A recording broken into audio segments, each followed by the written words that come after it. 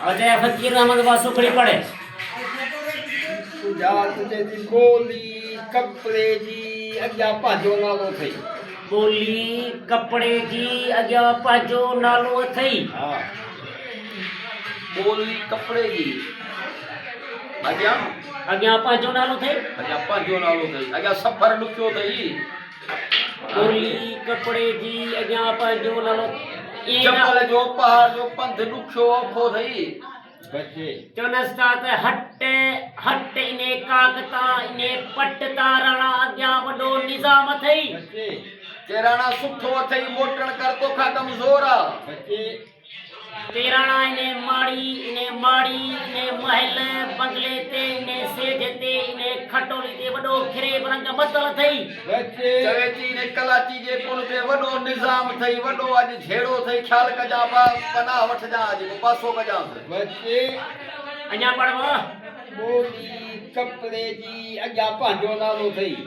चौनस्ता राणा भले राही थी भले कही वञ पर इने महले में माड़ी में इने काक में वॾो निज़ाम वॾो खेल रंग रतल अथई। तेजी विचार नाहे राणा। कपड़े जी अथई आगड़ी वठी पर घोट कांध अथई मुस अथई अॻियां। चौनस्ता रली कपड़े जी मंगता या तंत या वाई बंद कर जा माली अथई खण तू। कपड़े जी सही कपड़े जी बोली कपड़े जी अॻियां पंहिंजो नालो अथई। बोली कपड़े जी अॻियां पंहिंजो नालो अथई।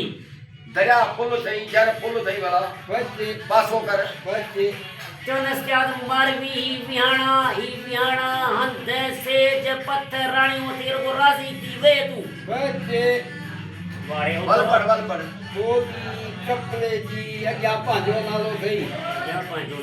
बोली कपड़े बोली सत्या पिया दिल तॻियां वासी नाग भोलड़ा बांदर अथई खाई अथई माठ अमर समर में चुप करे वेही रह तूं। ससी रे मताई थी सके तो बोली कपड़े जी अॻियां पंहिंजो नालो अथई। नालो अथई।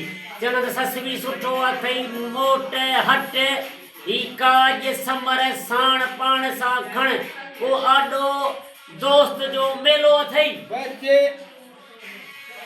अञा पढ़ बोली कपड़े जी अॻियां पंहिंजो नालो अथई।